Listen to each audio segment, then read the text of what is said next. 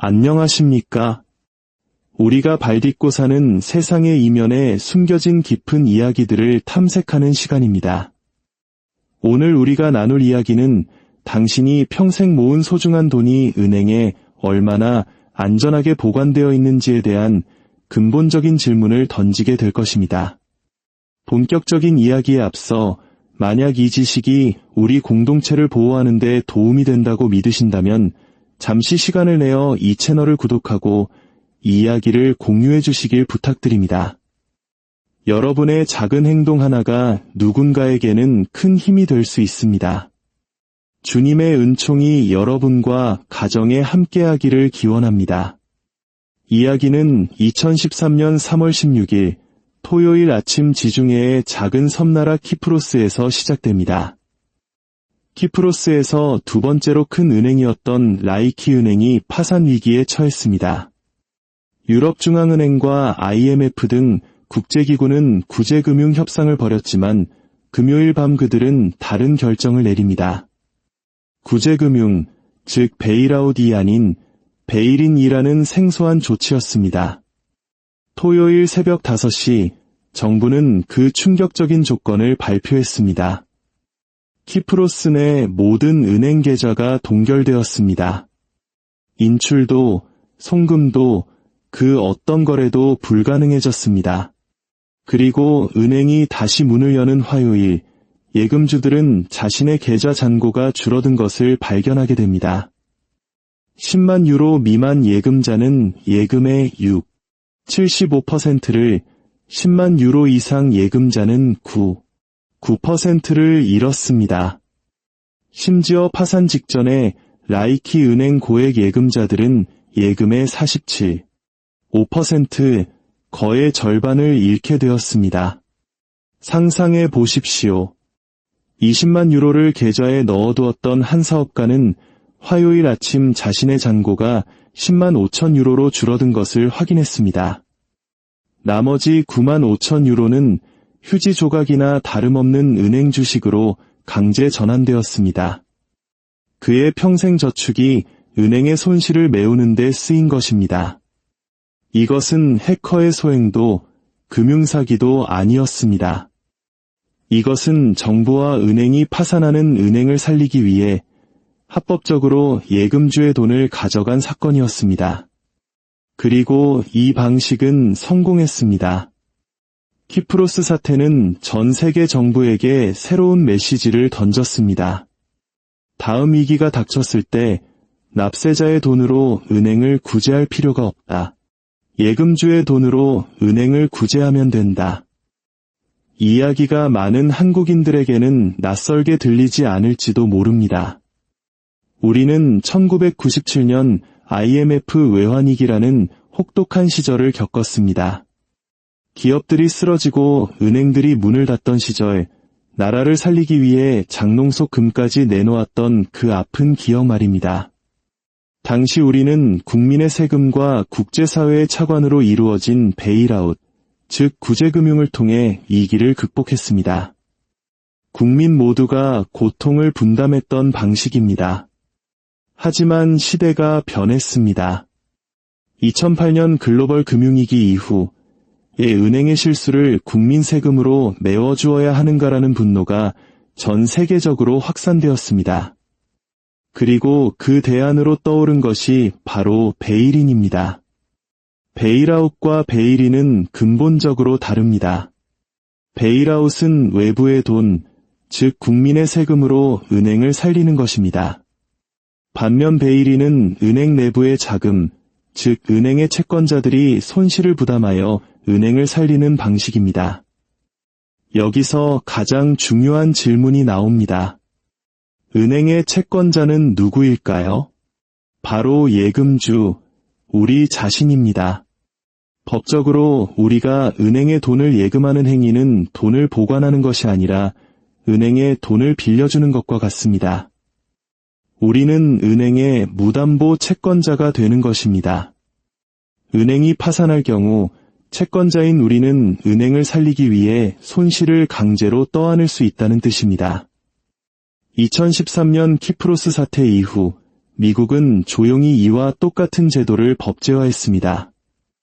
2008년 금융위기 재발을 막기 위해 제정된 도드-프랭크법 제206조가 그 근거입니다. 이 법은 연방예금보험공사에게 파산 위기 은행을 질서 있게 청산할 수 있는 막강한 권한을 부여했습니다. 미국의 예금자 보호 한도는 계좌당 25만 달러입니다. 만약 여러 대형 은행이 동시에 파산한다면 FDIC의 기금만으로는 모든 예금보험금을 지급할 수 없습니다. FDIC의 총기금은 약 1280억 달러에 불과하지만 미국 은행 시스템의 총 예금보험 대상 예금은 10조 달러가 넘습니다. 기금은 전체의 2%밖에 감당하지 못합니다. 이때 FDIC는 도드-프랭크법에 따라 적립권한을 발동합니다. 모든 계좌를 동결시키고 25만 달러를 초과하는 예금은 가치 없는 은행 주식으로 전환하거나 은행의 자본금을 확충하는 데 필요한 만큼의 비율로 삭감해버립니다. 이것은 이론이 아닙니다. FDIC는 이미 단일 진입점 전략 2라는 이름으로 이 계획을 발표했습니다. 키프로스 사태를 지켜본 바로 그 해의 말입니다. 그들은 납세자의 돈을 사용하지 않고 예금주의 자금으로 파산은행을 회생시키는 방법을 상세히 기술해 놓았습니다. 키프로스만의 이야기가 아닙니다. 2015년 그리스에서는 은행이 3주간 폐쇄되고 자본 통제가 이루어져 예금 가치가 40%나 하락했습니다. 2012년 스페인에서는 뱅키아 은행이 파산하며 특정 금융상품에 가입했던 예금자들이 예금 전액을 잃었습니다. 2001년 아르헨티나에서는 모든 은행 계좌가 동결되고 예금이 강제로 페소화로 전환된 후 평가절하되어 달러 예금 가치의 75%가 사라졌습니다. 패턴은 명확합니다. 정부가 납세자의 돈을 쓰기 싫을 때 그들은 대신 예금주의 돈을 가져갑니다. 그리고 이 모든 과정은 항상 합법적이며 금융 안정을 위해 필요하다는 명분 아래 주말 동안 기습적으로 이루어집니다. 그렇다면 무엇이 다음 위기를 촉발할까요? 그 조건들은 바로 지금 우리 눈앞에 펼쳐지고 있습니다. 첫째, 상업용 부동산 시장의 붕괴입니다. 코로나 이후 재택근무가 확산되면서 전 세계 주요 도시의 사무실 공실률이 급증했습니다. 은행들은 수조 달러에 달하는 상업용 부동산 대출을 안고 있으며 이 대출이 부실화될 경우 막대한 손실을 입게 됩니다. 특히 중소형 은행들이 위험에 가장 많이 노출되어 있습니다. 둘째, 은행들의 미실현 손실입니다. 급격한 금리 인상으로 인해 은행들이 보유한 채권 가격이 폭락했습니다. 장부상으로는 문제가 없어 보이지만 뱅크런이 발생하여 이 채권들을 헐값에 팔아야 하는 순간 손실은 현실이 됩니다. 2023년 실리콘밸리 은행의 파산이 바로 이 시나리오였습니다. 셋째, 파생상품이라는 시한폭탄입니다. 미국 은행들만 해도 200조 달러 규모의 파생상품에 노출되어 있습니다. 한 대형 은행이 무너지면 그 은행과 얽혀있던 다른 모든 은행들로 손실이 연쇄적으로 퍼져나가는 시스템적 위기를 초래할 수 있습니다. 이러한 위기가 닥치면 시나리오는 정해져 있습니다. 1단계, 방아쇠. 한 대형은행의 파산 소식이 전해지며 공포가 확산되고 뱅크런이 시작됩니다. 2단계, 비상회의. 금요일 밤 정부와 중앙은행, 예금보험기관이 비밀회의를 열고 베일인을 결정합니다. 3단계, 계좌 동결. 토요일 새벽, 해당 은행의 모든 계좌가 동결됩니다. ATM과 온라인 뱅킹이 마비됩니다. 4단계, 구조조정. 주말 동안 회계사들이 손실 규모를 계산하고 예금 삭감 비율을 결정합니다. 5단계, 발표. 월요일 아침, 은행은 성공적으로 정상화되었으며 예금자 보호 한도 내 예금은 안전하다고 발표됩니다.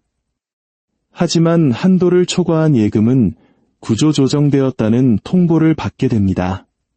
당신의 잔고는 하룻밤 사이에 20% 혹은 40%가 줄어들어 있을 것입니다. 이 끔찍한 시나리오에서 가장 큰 피해를 보는 사람은 누구일까요? 예금자 보호 한도인 25만 달러 이상을 한 은행에 예치한 모든 사람입니다. 직원 월급을 주기 위해 큰돈을 넣어둔 중소기업 사장님들, 집을 팔고 새 집을 사기 위해 목돈을 잠시 예치해둔 은퇴자들, 유산이나 합의금을 받아 큰 금액을 보유한 사람들 모두가 대상입니다. 하지만 보호받는 사람들도 있습니다. 한도 내에서 여러 은행의 돈을 분산시킨 사람들, 현금이나 금과 같은 실물 자산을 은행 시스템 밖에 보관한 사람들, 그리고 위험을 미리 알고 대비한 사람들입니다. 다행히 우리에게는 아직 행동할 시간이 있습니다. 위기가 닥치기 전에 당신의 자산을 지킬 수 있는 몇 가지 방법이 있습니다. 첫째, 예금을 여러 은행에 분산하십시오. 한 은행당 예금자 보호 한도를 넘지 않도록 자금을 나누어 두는 것이 가장 기본적인 원칙입니다. 둘째, 다양한 소유 유형을 활용하십시오. 개인 계좌, 배우자와의 공동 계좌, 신탁 계좌, 퇴직연금 계좌 등은 각각 별도의 보호 한도를 적용받습니다. 이를 활용하면 한 은행에서도 더 많은 금액을 보호받을 수 있습니다. 셋째, 신용협동조합이나 새마을금고 같은 제2금융권을 고려하십시오. 이들은 은행과 별개의 예금보험기금에 의해 보호받음으로 위험을 분산하는 효과가 있습니다. 넷째, 비상시를 대비해 일정 금액의 실물 현금을 안전한 곳에 보관하십시오. 은행 시스템이 마비되었을 때 현금은 유일한 생명선이 될 수 있습니다. 다섯째, 과도한 현금은 금이나 부동산과 같은 실물 자산으로 전환하는 것을 고려하십시오. 이러한 자산은 은행 시스템 밖에 존재하기에 베일인의 대상이 되지 않습니다. 여섯째, 대마불사로 여겨지는 거대 은행들을 경계하십시오. 이들은 복잡한 파생상품과 상업용 부동산 위기에 가장 깊이 연루되어 있으며 규모가 너무 커서 파산 시 오히려 베일인의 첫 번째 대상이 될 가능성이 높습니다. 마지막으로 경고 신호에 귀를 기울이십시오. 은행의 대규모 손실, 부동산 시장의 급락, 정부의 위기 대응 관련 발언 등 이기의 전조가 보일 때가 당신의 자산을 지킬 마지막 기회일 수 있습니다. 이것은 근거 없는 공포 조장이 아닙니다. 이미 법으로 명시되어 있고 실제 역사에서 일어났으며 다가올 위기의 조건들이 무르익고 있는 현실입니다. 우리가 사는 세상의 금융 시스템은 우리가 생각하는 것만큼 견고하지 않을 수 있습니다. 변화의 파도 속에서 우리의 소중한 자산을 지키는 것은 결국 우리 자신의 몫입니다. 오늘 이 이야기가 여러분에게 세상을 보는 새로운 관점을 제공했기를 바랍니다. 우리가 마주한 현실을 직시하고 현명하게 대비함으로써 어떠한 위기 속에서도 당신과 당신의 가정을 굳건히 지켜낼 수 있기를 진심으로 기도합니다. 지혜와 평화가 여러분과 늘 함께하기를 바랍니다.